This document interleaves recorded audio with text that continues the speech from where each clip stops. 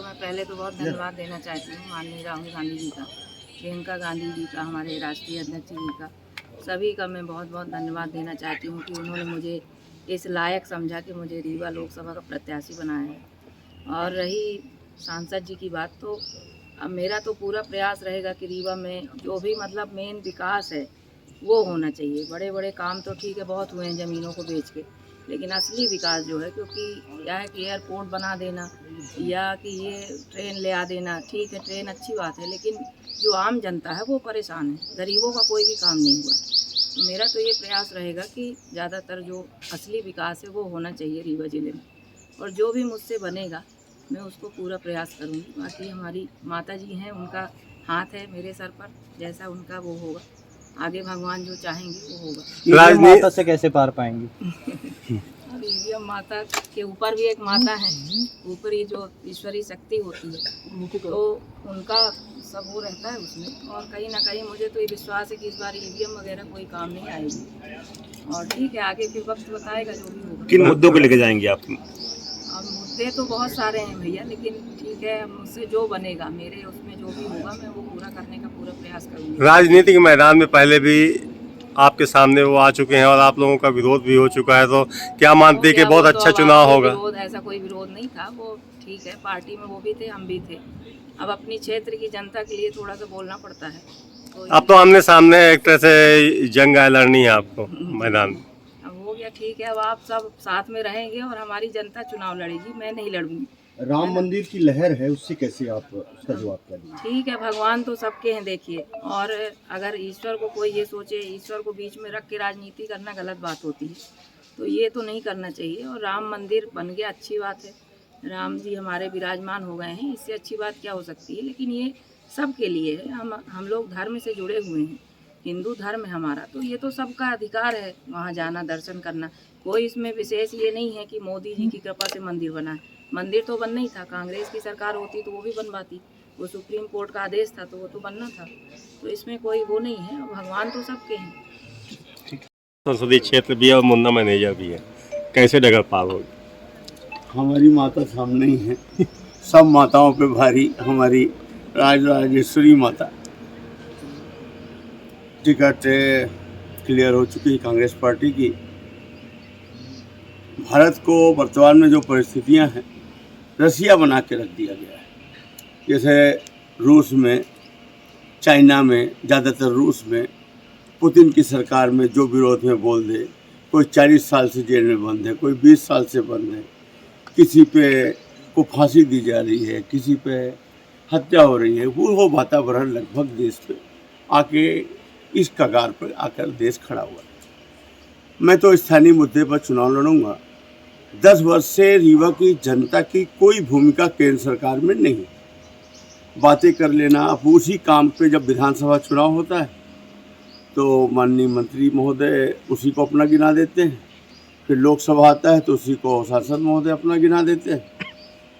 तो मेरे कुछ प्रश्न हैं, मैं पूछना चाहता हूँ कि 10 वर्षों में कोई एक काम बता दो, 1 करोड़ रुपए का कोई एक काम बता दो जो इन्होंने अपने दम पर केंद्र सरकार से लाया। ये वहाँ पर कोई एक ऐसा प्रश्न बता दें, ध्यानाकर्षण बता दें, याचिका बता दें, कुछ भी बता दें जो इन्होंने रीवा की जनता के लिए केंद्र में रखा हुआ इन्होंने बोला। मुझे ऐसा लगता है कि 10 वर्ष से हमारी भूमिका एकदम केंद्र में शून्य है। इनसे बेहतर तो देवराज पटेल थे, कम से कम वो कुछ तो अपना कर लेते थे, किसी का तो कुछ काम करते थे, ऐसा लगता था जनता का प्रतिनिधि। यहाँ तो कहने को तो कार्यकर्ता आधारित पार्टी है भारतीय जनता पार्टी, पर मुझे नहीं लगता जो 25 वर्ष से जो कार्यकर्ता, बड़े बड़े कार्यकर्ता जिन्होंने उम्मीद में अपना जीवन खपा दिया, तो उनका कब नंबर है। जब जेब के ही व्यक्ति को बार बार मौका मिलेगा तो फिर कहेगी कार्यकर्ता आधारित पार्टी। यहाँ पर भारतीय जनता पार्टी हमारे माननीय मंत्री महोदय की प्राइवेट लिमिटेड कंपनी जैसी एक पार्टी हो गई है और वही उसको चला रहे हैं। बाकी निर्वाचित विधायक वगैरह हैं और भी बड़े बड़े कार्यकर्ता हैं जिनका अस्तित्व लगभग गौण हो गया है, उनको कोई अवसर नहीं मिल रहा है। और ये खैर उनका इंटरनल मैटर है, लेकिन मेरा ये कहना है कि रीवा की जनता ने अगर इन्हें चुना है तो ये बताएं ना कि हमने रीवा के लिए क्या किया। एक तरफ है, और दूसरी तरफ 10 वर्ष में हमने पाया तो कुछ नहीं, खो जरूर दिया बहुत कुछ। बहुत सारी बातें हैं करप्शन को लेकर, सांसद निधि को लेकर। तो आज 1 बजे प्रेस कॉन्फ्रेंस होगी तो मैं विस्तार से अपनी बातों को वहाँ। रीवा की 8 विधानसभा सीटों में एक ही विधानसभा सीट जीत हुई है, वो है आपकी। तो क्या रणनीति रहेगी कि इधर से सांसदी भी आपके घर या झोली में गिरेगी? कांग्रेस पार्टी के हम संगठन के दम पर चुनाव लड़ेंगे। हम बिल्कुल मूल, हमारे जो जिलाध्यक्ष जी हैं माननीय राजेंद्र शर्मा जी, वो हमारे इस चुनाव को संचालित करेंगे। और हमारा संगठन का BLA बूथ का कार्यकर्ता से लेकर मंडल ब्लॉक तक का, सेक्टर का कार्यकर्ता, यहाँ तक हम इन्हीं के माध्यम से, और जो हमारे प्रत्याशी रहे हैं विधायक के, भले वो हार गए हों कुछ मतों से, लेकिन उन्हीं के उसी स्ट्रक्चर पे हम काम करेंगे और निश्चित रूप से हमें सफलता मिलेगी। ज़्यादा अंतर नहीं था विधानसभा चुनाव में, कुल 1,10,000 वोट का अंतर था टोटल में। हम इस बार इस वोट को बढ़ाएंगे क्योंकि हर किसी की इच्छा है कि बदलाव हो।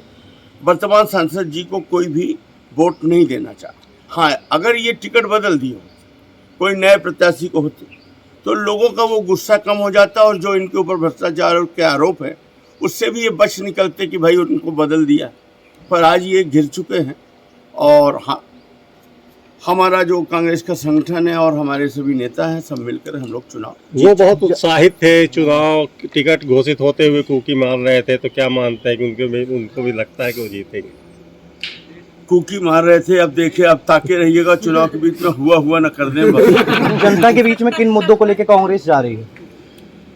जनता के बीच में हम आज 1 बजे जब हम प्रेस कॉन्फ्रेंस करेंगे तो हम वहाँ आपको बताएंगे कि हमारे मुद्दे क्या हैं, हम क्या चाहते हैं। हम वही चीज़ें बताएंगे जो हम कर पाएंगे।